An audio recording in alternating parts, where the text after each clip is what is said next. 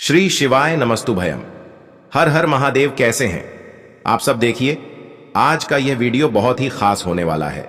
आप सभी लोग जानते हैं कि 9 मई 2024 यानी कि वैशाख गुरुवार के दिन तृतीया तिथि आ रहा है। दोस्तों, इसी दिन किया जाने वाला पंडित जी द्वारा बताया गया एक चावल के दाने वाला उपाय आप लोगों को जरूर करना चाहिए, क्योंकि दोस्तों यह एक ऐसा उपाय है जो कि इस उपाय को करने के बाद दोस्तों आपको पूरे कोई और उपाय को करने की जरूरत नहीं है, क्योंकि सबसे बड़ा और सबसे नया यह उपाय पंडित जी ने अपनी अभी की सीहोर की कथा में ही बताया है। मैं जिस उपाय को आज हम आपको बहुत अच्छे से समझाने वाले हैं, इस वीडियो को देखने के बाद इस उपाय को समझने के लिए आपको कोई और वीडियो को देखने की जरूरत नहीं पड़ेगी। तो चलिए दोस्तों, उपाय को शुरू करते हैं। देखिए, यह दिन इतना खास होता है, इतना महत्वपूर्ण होता है। देखा है कभी कभी बड़े बड़े पूजा पाठ अनुष्ठान से जो मनों का ना पूर्ण नहीं होते, 9 मई 2024 यानी कि वैशाख गुरुवार के दिन तृतीया तिथि एक छोटे से उपाय करने से ही आपकी मनोकामना पूर्ण हो जाती है। और बहुत सारे लोगों ने इस उपाय को किया भी है और उनको इस उपाय को करने का फल भी जरूर मिला। अगर आप लोग भी इस उपाय को 9 मई 2024 यानी कि वैशाख गुरुवार तृतीया तिथि के दिन करना चाहते हैं, तो आप इस उपाय को पहले अच्छे से समझ लेना, सुन लेना, उसके बाद करना ना। आपको इस उपाय का फल जरूर मिलेगा।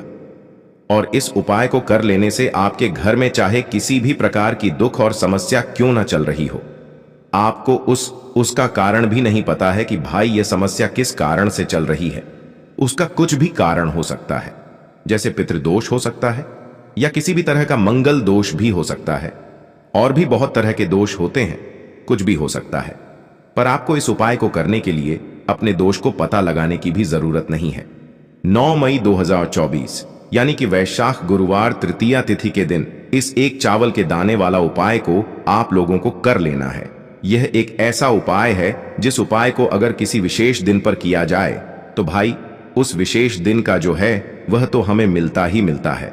पर हमने उस दिन पर इस एक चावल के दाने वाला उपाय को किया है तो हमें उससे भी बड़ा फल मिलता है, और फल बहुत जल्दी मिलता है, क्योंकि आप इस उपाय को बहुत ही बड़े और विशेष दिन पर कर रहे हो। क्योंकि 9 मई 2024 यानी कि वैशाख गुरुवार तृतीया तिथि के दिन तृतीया तिथि बहुत ही ज्यादा बड़ा होता है। इसीलिए दोस्तों, आज की इस वीडियो में हम आप लोगों को एक चावल के दाने वाला उपाय समझाएंगे, जिस उपाय को करने से अगर आपकी किसी भी प्रकार की मनोकामना है, किसी भी प्रकार की दहक और परेशानी है, सबसे ज्यादा समस्याएं आपके जीवन में ही हैं। अगर आपको धन प्राप्ति नहीं हो पा रहा है, रुपए पैसे की आपके घर में लगातार दिक्कत परेशानियां चलती चली आ रही हैं, आपका व्यापार आपकी नौकरी अगर अच्छे ऐसे नहीं चल रहे हैं, जिसकी वजह से घर में लगातार आर्थिक समस्याएं बनी रहती हैं, घर का कोई ना कोई सदस्य अगर बीमार रहता है, आपस में एक दूसरे से लड़ाई झगड़ा होता रहता है, किसी की अगर बनती नहीं है, तो पूज्य गुरुजी ने कहा है कि जब आपके जीवन में ऐसी परिस्थितियां आ जाएं कि आप एक एक रुपए खर्च करने से पहले कई कई बार सोचने लगे हो, आपको धन प्राप्ति अगर नहीं हो पा रहा हो, तो आपको सिर्फ और सिर्फ एक चावल के दाने वाला उपाय से शिवलिंग के सामने एक ऐसा विशेष उपाय करना है जो आपकी इन सारी समस्याओं को सिर्फ 21 दिन के अंदर ही समाप्त कर देगा। तो चलिए जानते हैं इन विशेष उपायों के बारे में। लेकिन उससे पहले जो भी मेरे भाई मेरी प्यारी बहनें आज चैनल पर पहली बार आए हैं या मेरी आवाज आज पहली बार सुन रहे हैं, अगर आप भी महादेव के सच्चे भक्त हैं तो वीडियो को लाइक और चैनल को सब्सक्राइब जरूर कर लें। दोस्तों, अब उसके बाद में दोस्तों ये वाला जो उपाय है ये किसको करना है, तो देखो, घर का जो बड़ा और मुख्य सदस्य होगा उसी व्यक्ति को यह वाला उपाय करना है। अब वह बड़ा व्यक्ति मुख्य रूप से घर की माताएं बहनें होंगी तो ज्यादा बेहतर होगा। मतलब कि घर की जो बड़ी माताएं बहनें होंगी, अगर वह यह वाला उपाय करेंगी तो ज्यादा अच्छा होगा, क्योंकि घर की जो माताएं बहनें होती हैं वह घर की लक्ष्मी होती, और जब घर की लक्ष्मी कोई उपाय को करती है तो उसका फल हमें बहुत जल्दी और बहुत बड़ा होकर मिलता है। और जितने प्रकार की समस्याएं आपके जीवन में चल रही होंगी वह धीरे धीरे करके दूर होना शुरू हो जाएंगी। तो ध्यान रखिएगा, घर में से कोई एक ही बड़ा और मुख्य सदस्य ही एक चावल के दाने वाला उपाय को करें। विशेष रूप से घर की माताओं बहनों में से कोई एक माता बहन इस वाले उपाय को करें। ठीक है, यह बात आपको समझ आ गई। अब हम समझते हैं इस वाले उपाय को हमें करना किस समय है। एक चावल के दाने वाला उपाय को हमें वैशाख गुरुवार तृतीया तिथि के दिन करना। किस समय, तो देखिए, इस उपाय को करने का जो समय है वह सुबह का समय है और शाम का समय भी है। अब देखिए, यहां पर हम मुख्य रूप से सुबह का समय नहीं बोलेंगे, क्योंकि देखिए वैशाख के महीने का वैशाख गुरुवार तृतीया तिथि, और आप सभी लोग जानते हैं गुरुवार के दिन का, वैशाख के महीने का वैशाख गुरुवार तृतीया तिथि मतलब शाम का जो समय वह होता है ना, इस दिन भगवान शिव जी का सबसे प्रिय दिन होता है।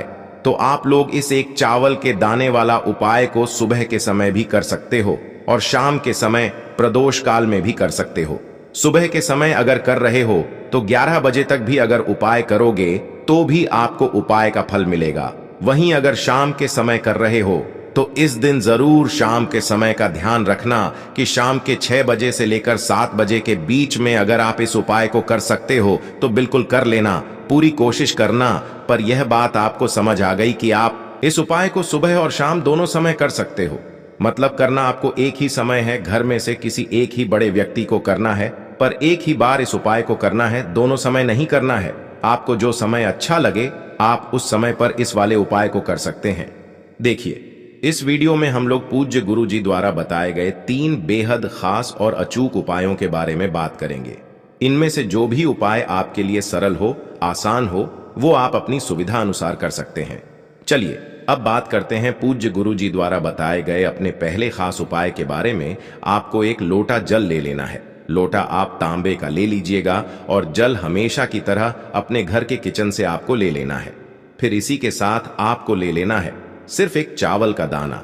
अब जो भी आप चावल का दाना लेंगे वो कहीं से भी टूटा खंडित नहीं होना चाहिए, चावल का दाना पूर्ण होना चाहिए। फिर इसी के साथ आपको ले लेना है एक बेलपत्र। बेलपत्र अगर आपके पास में नहीं है तो शिवलिंग के ऊपर छड़ी हुई बेलपत्र को उठाकर इसे जल से आप शुद्ध करके आप फिर से इसका इस्तेमाल शिवलिंग पर कर सकते हैं।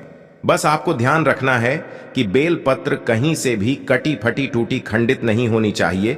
और इसी के साथ अगर बेलपत्र के आखिर में डंडी या ठुटगा है तो उसे भी आपको तोड़ करके अलग कर लेना है। फिर सबसे आखिर में आपको लेना है थोड़ा सा पीला चंदन।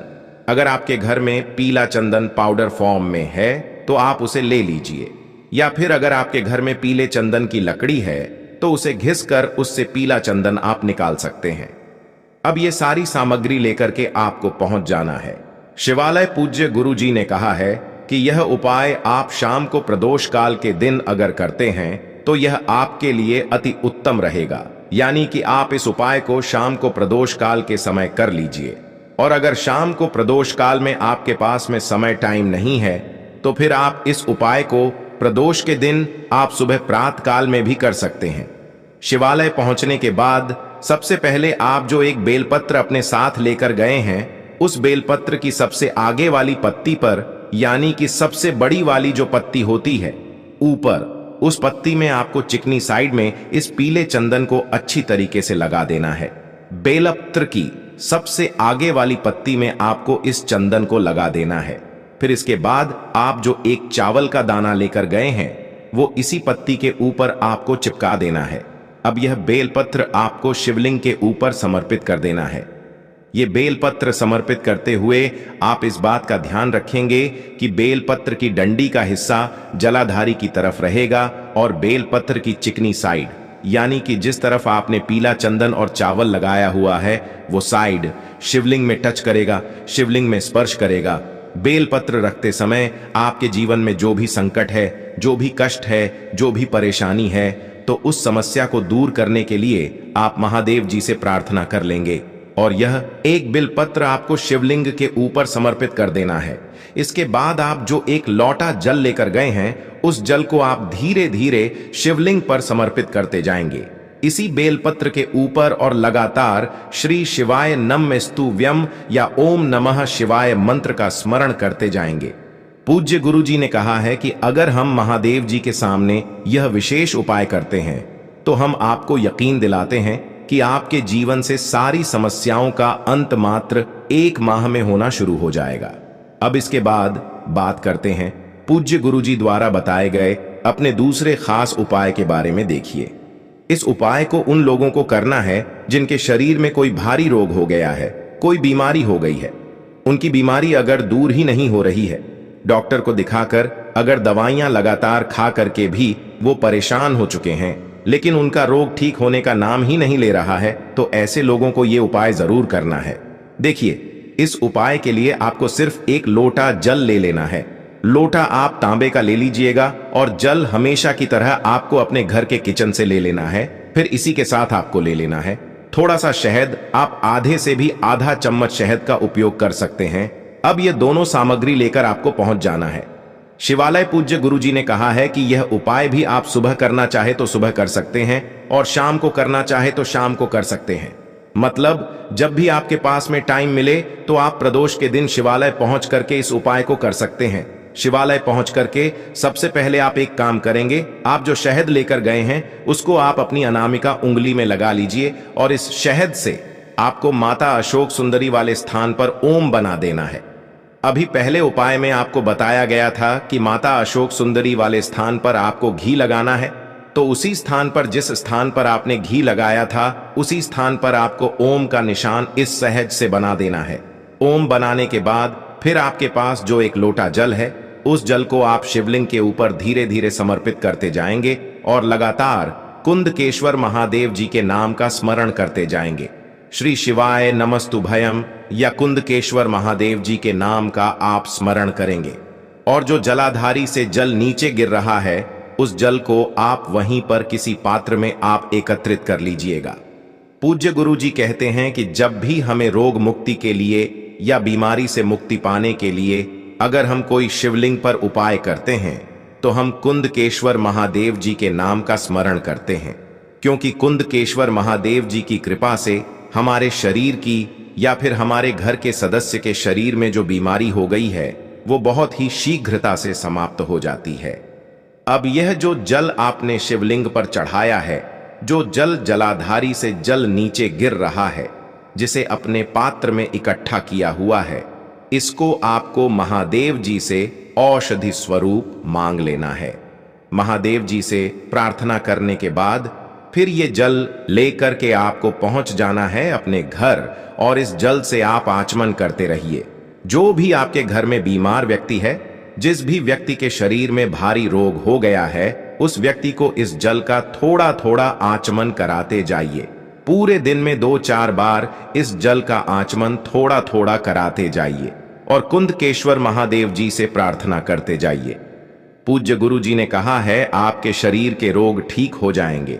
अब इसके बाद बात करते हैं पूज्य गुरु जी द्वारा बताए गए अपने सबसे आखिरी उपाय के बारे में। देखिए, इस उपाय के लिए आपको सिर्फ एक लोटा जल ले लेना है और साथ ही साथ आपको ले लेना है थोड़ा सा, अगर आपके पास में शुद्ध देसी घी है तो पूज्य गुरु जी कहते हैं कि यह आपके उपाय के लिए सबसे उत्तम साबित होगा, क्योंकि पूज्य गुरु जी हमेशा कहते हैं कि जब भी हम लोग शिवलिंग में चाहे तो दूध समर्पित करें, चाहे तो दही समर्पित करें और चाहे तो हम घी समर्पित करें, लेकिन वो सब का सब शुद्ध होना चाहिए, केमिकल वाला नहीं होना चाहिए। इससे हमारे महादेव हमसे अति शीघ्र प्रसन्न होते हैं। तो आपको एक लोटा जल किसी भी तांबे के पात्र में ले लेना है और साथ ही साथ आपको थोड़ा सा घी लेकर पहुंच जाना है शिवालय पहुंच करके सबसे पहले आपको एक काम करना है।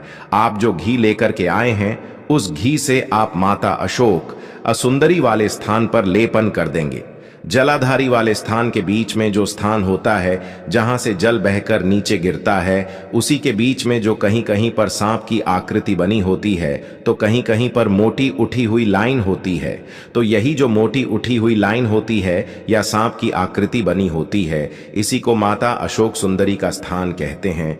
और यहीं पर आपको अपने दाहिने हाथ यानी कि राइट हैंड से अच्छी तरीके से घी का लेपन कर देना है। घी का लेपन माता अशोक सुंदरी वाले स्थान पर करते हुए आपके जीवन में रोग से संबंधित यानी कि आपके शरीर में अगर कोई रोग हो गया है या फिर आपके घर के किसी सदस्य के शरीर में रोग हो गया है, तो पूज्य गुरु जी ने कहा है कि आपको लगातार कुंदकेश्वर महादेव जी के नाम का स्मरण करते जाना है।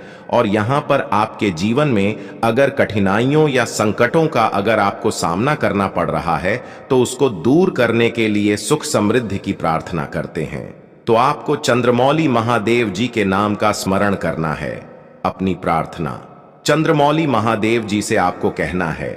और अगर आप अपने कर्ज की समस्या को दूर करने के लिए इस उपाय को कर रहे हैं तो अपने जीवन में आरण से मुक्ति पाने के लिए अगर आप इस उपाय को कर रहे हैं तो आपको आरण मुक्तेश्वर महादेव जी के नाम का स्मरण करना है।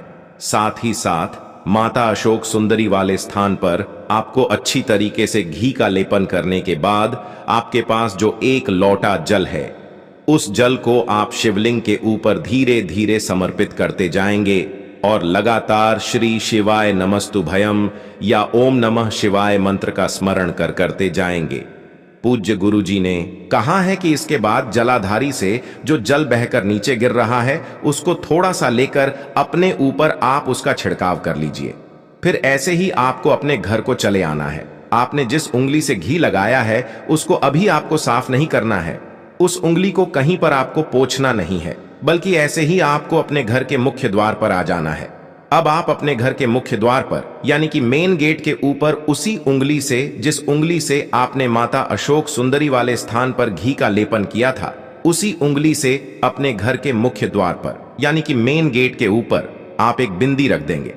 बिंदी रखते हुए आप चाहे तो आण मुक्तेश्वर महादेव जी के नाम का स्मरण कर लीजिए। अगर आप कर्ज मुक्ति के लिए इस उपाय को कर रहे हैं तो आपको आण मुक्तेश्वर महादेव जी के नाम का स्मरण करना है। अगर आप रोग मुक्ति के लिए यह उपाय कर रहे हैं तो आपको कुंदकेश्वर महादेव जी के नाम का स्मरण कर लेना है। और अगर आप सुख समृद्धि की प्राप्ति के लिए यह उपाय कर रहे हैं तो आपको चंद्रमौली महादेव जी के नाम का स्मरण करते हुए अपने घर के बाहर मेन गेट के ऊपर आपको एक बिंदी लगा देनी है।